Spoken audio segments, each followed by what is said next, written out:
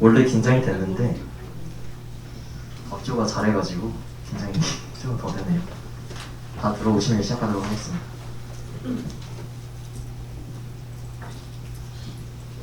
다 들어오신 것 같으니까 시작하겠습니다.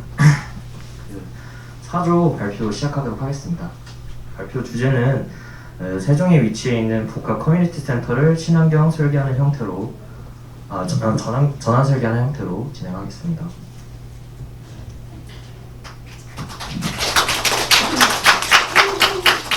발표의 순서는 그 준비 과정에 있어 조언 소개를 비롯한 기본적인 사항에 대해서 말씀드린 다음에 그 모델링하는 과정에서 중점적으로 진행한 사항에 대해서 설명하고, 그리고 마지막으로 모델링한 작품에 대해서 네빗이 아닌 다른 프로그램을 통해 간섭, 렌더링 등의 과정을 보여주고 발표 마무리하도록 하겠습니다. 그 조언은 조장 이동규랑 김승윤님, 김태희님, 이희진님 사진인데, 제가 본인을 대표하는 사진으로 부탁드린다 했는데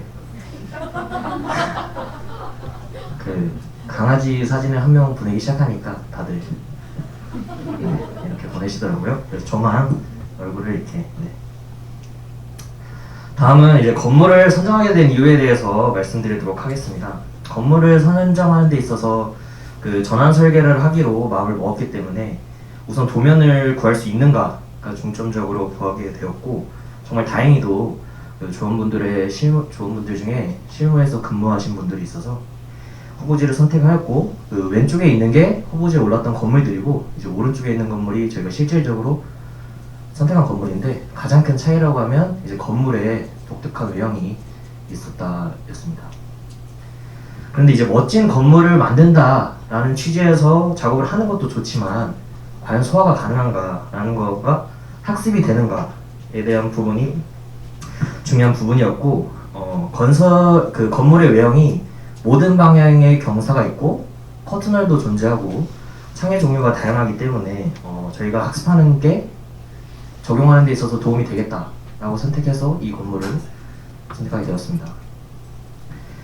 그 작업을 시작하기 전에 한정된 시간 내에서 원하는 수준의 작업물을 만들기 위해서는 그 계략적인 일정표를 작성하였고, 그러니까 생각처럼만 되는 일이 많이 없는 것처럼 길게는 2일에서 짧게는 하루 정도의 지연이 있었습니다. 순서는 구조, 건축, 마감 및 외피, 렌더링 순서로 작업을 진행하였습니다. 잠시만요. 그 다음 거.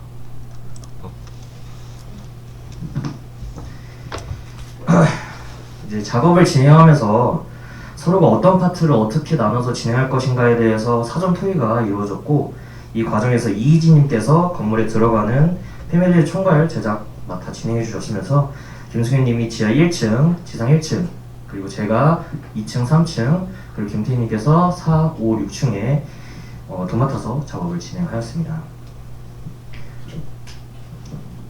이를 도식화하자면 4조 서버라는 큰 틀 내에서 통합 파일을 기준으로 구조, 건축, 외피를 나누어 작업을 진행하였고, 과정에서 필요한 패밀리를 제작해 사용하는 방식으로 작업을 진행하였습니다. 이 과정을 통해서 나온 결과물을 바탕으로 나빅스웍스, 루미온을 통해 구현했고, 이 모든 과정은 개인 D 드라이브를 통해서 자체 백업을 실시하였고, USB나 외장 하드를 이용하여서 백업 및 퇴원하고 나서 잔업을 진행하였습니다. 초기에 건물을 층수별로 나누어 구조 건축을 비롯해 외피 작업까지 하여 이를 합칠 생각이었으나, 경사에 대한 정확한 기준을 정하는 것에 어려움이 있어서 소래 작업 진행 시 발생하는 불가피한 변경사항이 생길 경우 같은 문제를 방지하기 위해서 모든 파일을 수정하는 사태를 방지하기 위해서 외피를 따로 작업하여 진행하는 방법을 선택했습니다. 작업은 서로의 파일을 링크로 불러들여 합쳐놓은 통합 파일을 기준으로 진행을 하였으며, 작업 도중 생기는 애로사항이나 수정사항에 맞춰 패밀리 및 재료를 조정해 나가는 방향으로 작업을 하였습니다. 저희가 진행하는 공사는 세종시 반곡도에 위치한 건물로 용도가 교육, 업무를 비롯해 문화시설로도 이용되는 다중목적 시설입니다. 규모는 지하 1층, 지상 6층으로 최고 높이가 28m인 건물입니다. 또한 이 건물은 소통의 소리라는 슬로건을 앞세워 잘 보시면 자음 시옷 모양을 따서 만든 건물입니다. 본격적인 작업에 앞서 템플릿 작성, 단톡방 구성을 진행하였고 도면을 보며 선택과 집중을 해야 하는 파트에 대해 간단한 토의가 이루어졌습니다. 또한 실제 조원이 경험한 공사이다 보니 그 시공 과정에서 조원의 경험을 바탕으로 실제 건물 시공 시 겪었던 애로사항을 들으며 주의사항 같은 것을 인지하는 데에도 큰 도움이 되었습니다. 재질에 대해서 얘기해 보겠습니다. 왼쪽은 그 도면에서 발췌한 실내 마감 재료표인데요. 실내 마감 재료표에 맞춰서 사용되는 재료를 정리하였으며 불필요하다고 여겨지는 재료에 대해서는 일괄적으로 통일하여 정리하는 소거를 통해 작업을 진행하였습니다. 커튼월은 창호 상세도를 참고하여 작업을 진행하였으며 비슷한 모양은 크기를 조정하여 맞추려고 당초 계획은 했으나 건물이 경사지게 올라가는 과정에서 면적이 줄어드는 창이 발생하는 경우가 생겨서 모양이 제각기 달라지는 경우가 빈번함을 확인하였고 이에 따라서 거의 모든 창호와 커튼월을 개별적으로 제작하여 패밀리어 프로젝트를 작업하여 그 로드 및 복사하는 방식으로 건물에 배치하였습니다. 이 외에도 문도 상황이 비슷하여서 도합 100개 정도의 창호와 문 패밀리를 작성하여서 건물 내에 배치하였습니다. 지금부터는 작업을 진행하며 저희가 중점적으로 두고 진행한 부분에 대해서 말씀드리도록 하겠습니다. 첫 번째는 건물의 경사벽체입니다. 직사각형의 건물이 일정한 경사를 가지고 일괄적으로 기울어지는 형태가 아니라 보다시피 두 개의 동의 건물이 서로 각각을 향해 기울어져서 올라가다 상부층에서 만나서 한 개의 층을 이루는 형태입니다. 이에 따라 외피를 비롯해 구조건축에 사용되는 거의 모든 벽체는 선에 맞춰 작업을 한 후에 단면 형상을 경사로 바꾸어 경사를 주는 작업을 실시해야 했습니다. 또한 경사벽체에는 커튼월이 자동으로 내장되지 않는 것을 확인하여 창이나 커튼월이 들어가는 부분은 벽체 프로파일 편집을 통해 수정하였습니다. 다음은 경사가 맞닿는 지점입니다. 건물의 모서리에서 만나는 지점은 서로 다른 경사라고 해도 그 각의 정도가 90도를 웃도는 직각에 가까운 예각 또는 둔각이어서 트림이나 결합을 하면 어렵지 않게 마감 처리를 할 수 있었는데 문제는 이제 서로 다른 방향으로 기울어져 만나는 상부층의 만나는 지점이었습니다. 이 부분은 트림을 통해 작업하거나 원래 하던 대로 작업을 하면 그 다른 부분의 구속이 해제가 되어서 엉뚱한 부분의 외관이 이상해지는 경우가 생겨서 이 경우 같은 경우에는 그 각선의 그 각도에 맞춰서 내부 편집을 해서 마감을 하였습니다. 죄송합니다.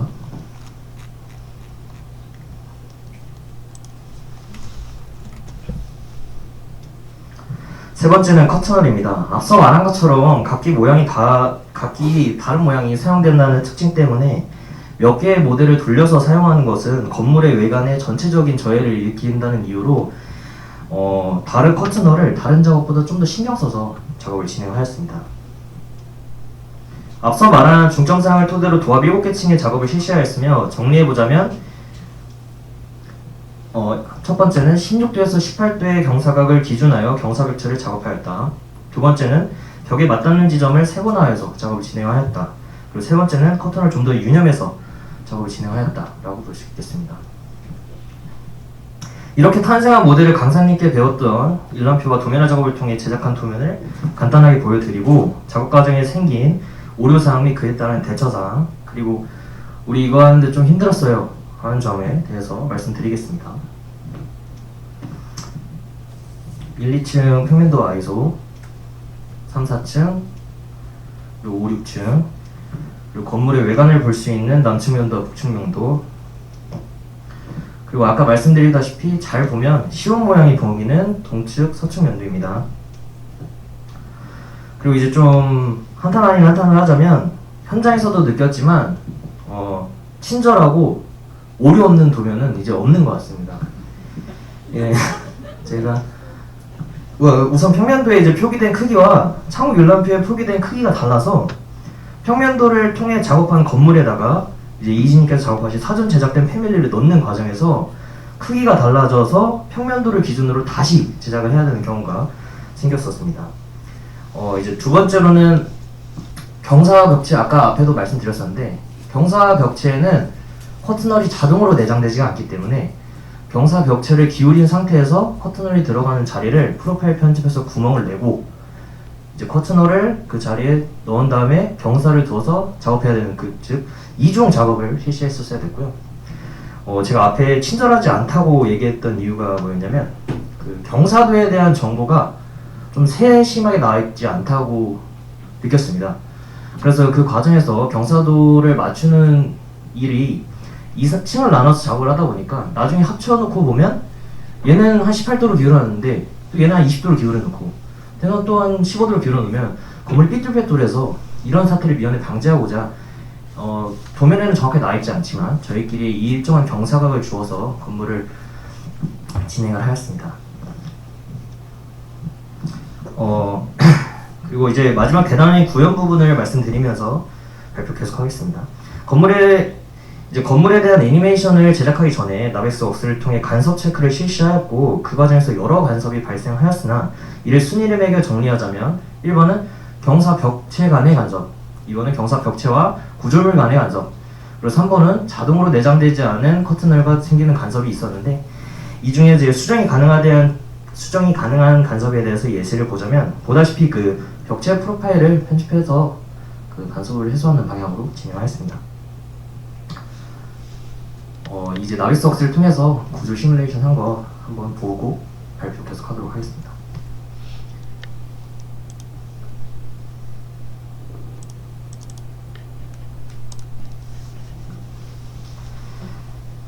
지하의 기초를 시작으로 해가지고 건물의 층을 쌓아올렸고 건물의 바닥, 보호, 기둥, 벽체 작업이 끝난 후에 일괄적으로 창을 넣는 방식으로 애니메이션 작성을 했습니다.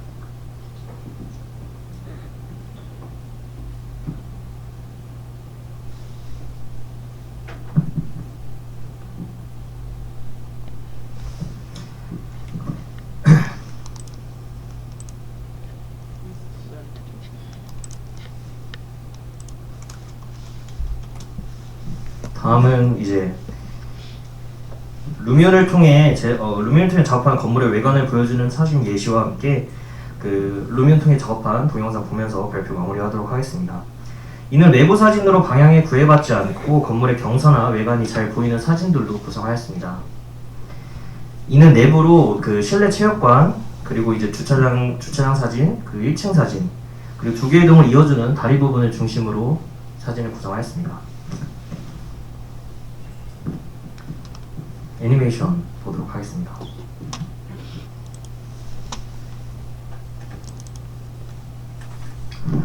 그 분수는 사실 없습니다. 근데 제가 시원해 보여서 넣었고요.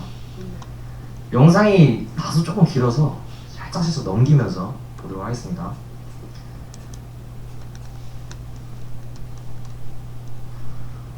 너무 자세하게 보면 또 부끄러우니까 멀리서 보셨으면 좋겠어요.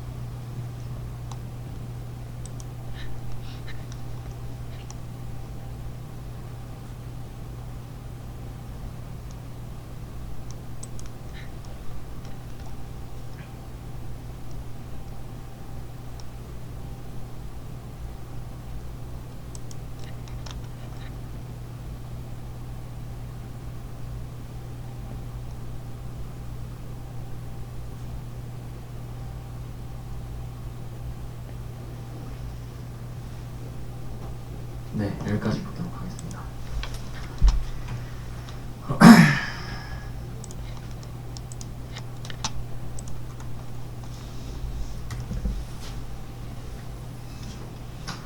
이번 프로젝트 진행하면서 김승윤님은 이제 좋은 프로그램을 배워서 좋았습니다. 그리고 이진님께서는 건기원에서의 교육의 질이 높고 친절한 설명 덕분에 배움에 어려움이 없었고 만족스러웠으나 어떤 부분 그 강의에 대한 특정 강의에 대한 부분은 다소 부족하다고 느꼈고 배운 내용의 다양한 접목에 어려움을 느끼셨다고 말씀했고, 김태희님 같은 경우에는 초반에 익숙치 않아 작업에 어려움은 있었으나 교육이 거듭하며 발전하였고 프로젝트를 하면서 부족한 부분도 깨닫는 시간이었다라고 했고, 저 같은 경우에는 이제 변별력 있는 인재를 요구하는 시대상에 맞춰 나만의 무기를 가지고자 하는 그죠? 네, 그렇죠. 제가 일부러 그래서 나중에 제 이름만 마음으로 참여했던 수업이 원하는 바를 배우는 것 같아서 좋았습니다. 멋있죠? 아직 안 끝났습니다. 그렇게 보이진 않겠지만 제가 이제 대학교를 졸업한 지 얼마 안 된 학생으로서 또 조별과제라니 하면서 좀 좌절했었는데, 우리 사수뿐만 아니라 다른 조 여러분도 너무 열심히 노력하시고 이제 멋진 결과 만들어내신 모습에서 서로 간에도 많이 배우는 시간이 되었던 것 같습니다. 감사합니다.